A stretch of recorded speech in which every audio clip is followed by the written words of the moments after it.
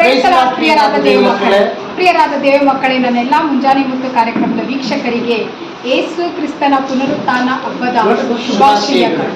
Rejoice in the resurrection of Jesus Christ. ಯೇಸು ಕ್ರಿಸ್ತನ ಪುನರುತ್ಥಾನದ ಸಂಭ್ರಮದಲ್ಲಿ ನಾವು ಆನಂದ ಪಡೋಣ. ಪ್ರಿಯರಾದ ದೇವ ಮಕ್ಕಳೇ, ನಾವು ಗೊತ್ತಿರುವ ಹಾಗೆ ಯೇಸು ಕ್ರಿಸ್ತನು ನಮ್ಮೆಲ್ಲರ ಪಾಪಗಳಿಗಾಗಿ, ಶಾಪಗಳಿಗಾಗಿ, ರೋಗಗಳನ್ನು ಶಿಲುಬೆಯ ಮೇಲೆ ಹೊತ್ತುಕೊಂಡು ಮರಣ ಹೊಂದಿ ಮೂರನೇ ದಿನ ಮೃತ್ಯುಂಜಯನಾಗಿ ಆತನು ಜೀವಿತದಿಂದ ಎದ್ದ ಈ ದಿನವೇ ಪುನರುತ್ಥಾನವಾದ ದಿನ ಎಂಬುದಾಗಿ ವಿಶ್ವದಾದ್ಯಂತ ಆಚರಿಸುತ್ತಿದ್ದಾರೆ. ಪ್ರಿಯರಾದ ದೇವಿ ಮಕ್ಕಳೇ, ಈ ಪುನರುತ್ಥಾನದ ಮುಖ್ಯತೆ, ಮಹತ್ವವೇನು ಎಂಬುದಾಗಿ 1 ಕೊರಿಂಥದವರಿಗೆ ಬರೆದ ಪತ್ರಿಕೆ 15ನೇ ಅಧ್ಯಾಯ 14ನೇ ವಾಕ್ಯದಲ್ಲಿ, ಕ್ರಿಸ್ತನು ಎದ್ದು ಬರಲಿಲ್ಲವಾದರೆ ನಮ್ಮ ಪ್ರಸಂಗವು ಉರುಳಿಲ್ಲದು ಮತ್ತು ನಿಮ್ಮ ನಂಬಿಕೆಯು ಉರುಳಿಲ್ಲದು.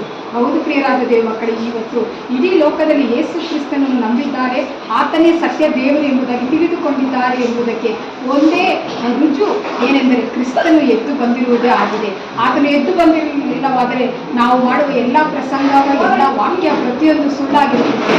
ಆದರೆ ಯೇಸು ಕ್ರಿಸ್ತನು ತಂದೆಯಾದ ವಾಗ್ದಾನವನ್ನು ನೆರವೇರಿಸಿ ಆತನೇ ಸತ್ಯ ಸ್ವರೂಪಿ ಎಂಬುದಾಗಿ ತೋರಿಸಿಕೊಟ್ಟ ದಿನವೇ ಈ ಪುನರುತ್ಥಾನವಾದ ಅಥವಾ ಮೃತ್ಯುಂಜಯನಾದ ದಿನವಾಗಿದೆ. ಈ ದಿನದಲ್ಲಿ ಆತನ ಪುನರುತ್ಥಾನದ ಶಕ್ತಿ, ಮಹಿಮೆ ಅದು ನಿನ್ನೆ, ಇಂದು, ಎಂದು ಮಾರ್ಪಡದಂಥದ್ದಾಗಿದೆ. ಅದರಲ್ಲಿ ಎಂದಿಗೂ ಕುಂದು ಕೊರತೆ ಇಲ್ಲ. ಅಂಥ ಒಂದು ಪುನರುತ್ಥಾನವನ್ನು ಮಹಿಮೆಯಿಂದ ಆಚರಿಸಿ ಆನಂದ ಪಡೋಣ. ದೇವರ ವಾಕ್ಯವನ್ನು ನಮ್ಮನ್ನು ಆಶೀರ್ವದಿಸಲಿ. God bless you. Have a nice day.